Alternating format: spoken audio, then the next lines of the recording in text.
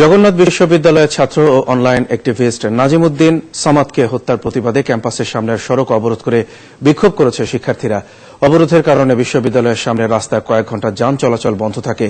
পূর্ণাঙ্গ তদন্তের পরই সামাদ হত্যার রহস্য উন্মোচিত হবে বলে জানিয়েছে সূত্রাপুর পুলিশ। মহিম মিজানের রিপোর্ট।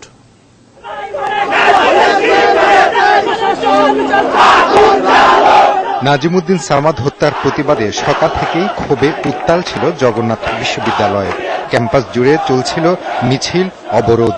সকাল 10টায় বিশ্ববিদ্যালয়ের মূল ফটকের সামনে আগুন জ্বালিয়ে বিক্ষোভ শুরু করে শিক্ষার্থীরা।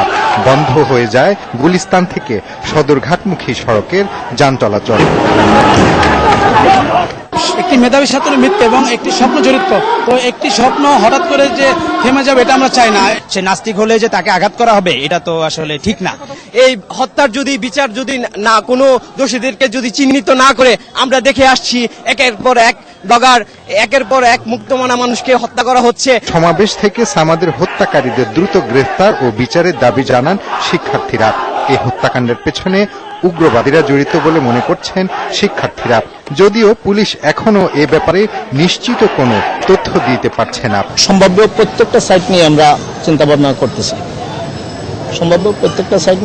ভাবনা করতেছি এবং আমরা ওইভাবে ইনভেস্টিগেশন করতেছি।